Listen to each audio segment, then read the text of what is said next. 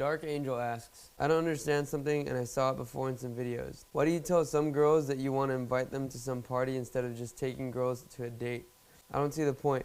You said in your articles that the point of a date is to see if you two connect. How much of a connection will it be if you bring her to a party from the first date?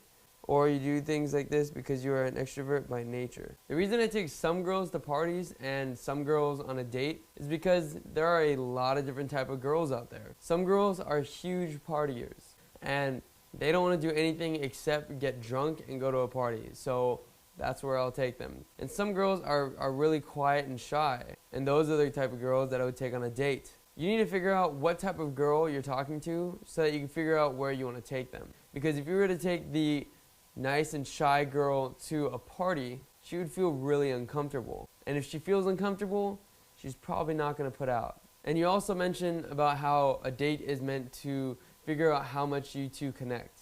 That's true.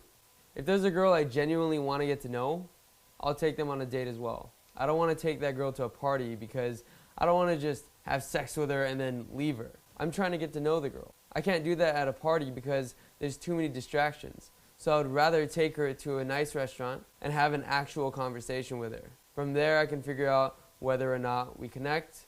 And then maybe if we connect at the restaurant, afterwards I can take her to a party. Basically, you have to gauge what type of girl you're dealing with because you never want to bring a girl to a situation that makes her feel uncomfortable. Dark Angel also asks, how do you respond to a question like this? Do you want a relationship with me or do you want to waste my time? The girl asked me this through text messages. We didn't even have sex yet. This is the first day. I escalated. We kissed a lot, touched her boobs, pussy, blah, blah, blah. Okay, that's very simple. If you want a relationship with her, you say, I want a relationship. And if you want just sex, say, I'm wasting your time. Easy as that. Just be honest. There are billions of other girls out there. There's no reason for you to stick to that one girl. You'll find a girl with better boobs than that girl. You'll find a better face than the girl you're talking to. You'll find a better personality. She is not the only girl left on the planet. So stop treating her that way. The boss asks, does flossing have to be about something big or can it also be about something small? Like possibly small accomplishments that may sound impressive. Also, I noticed you use the word really a lot. Is that intentional or not? And towards the end, you start speaking extremely fast. Was that because you or her were in a hurry? Alright, so to answer your first question, yes.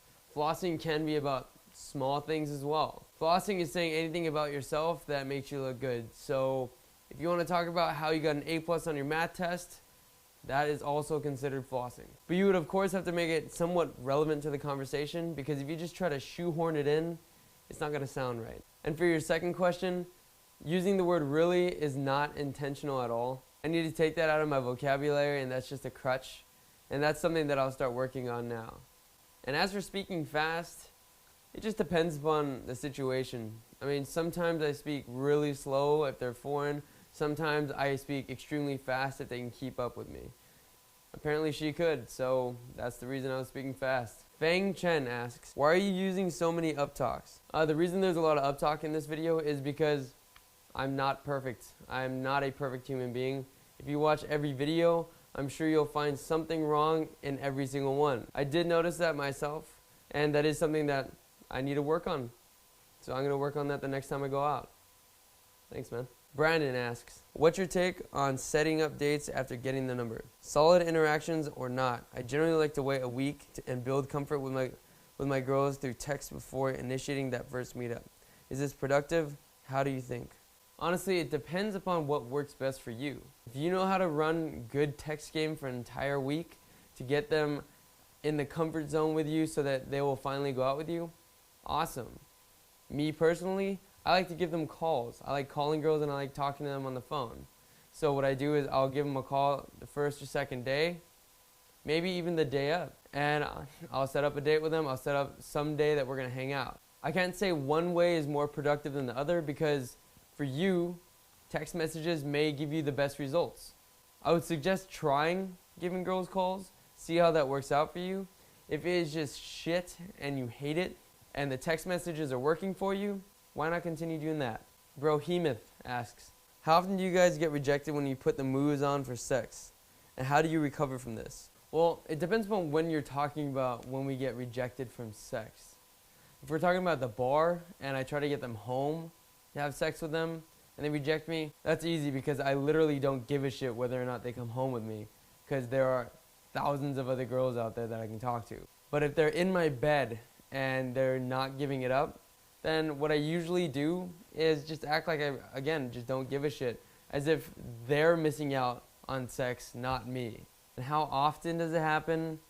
It doesn't happen very often anymore, but in the past, when I first started, it happened almost every time. Girls would call me horn dogs because I would keep at it and keep trying until I got it, but it would never work that way. You can never push to get sex. That's just gonna turn the girl off. You have to be cool and calm about it, and if she doesn't want to give it up, she doesn't want to give it up. Dan asks, Jason, did you recently get your eyebrows waxed? No, I have never gotten my eyebrows waxed. You can see it. I have pretty hairy eyebrows. Penis with jizz coming out asks, when you're walking to approach, is there any motivational words you tell yourself while walking towards her? No, there's no motivational words that I tell myself. Honestly, when I first started, the easiest way for me to approach the girl was to shut down my mind and just walk towards her. So by the time that I'm in front of her, now I have to react. I have to interact with her because she is now standing right in front of me. Cecil asks, I work as a paramedic, and oftentimes I try and avoid saying what I do because a lot of the time women think I'm trying to brag or that I'm lying, even though I'm usually fairly when it comes to bragging about myself. How do I say it without seeming like I'm bragging, or should I just avoid it altogether? Alright, if you're having a constant issue with it, there really is no reason to have to say that you are a paramedic. Again, this goes back to bringing up relevant conversation versus shoehorning it in. If she brings up that she has a little brother who broke his leg off a BMX bike, and you just happen to help a little boy out who broke his arm skateboarding, those are very relevant.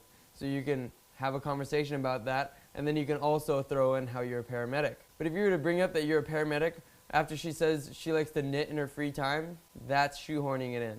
Banger66 asks, Jason, you said you never lie when it comes to flossing, but I remember you saying that you cooked the best noodles/rice to pull a girl back to your place at night, while you actually did not, or think you said that you would have you were having the best party at your place while there was actually no party.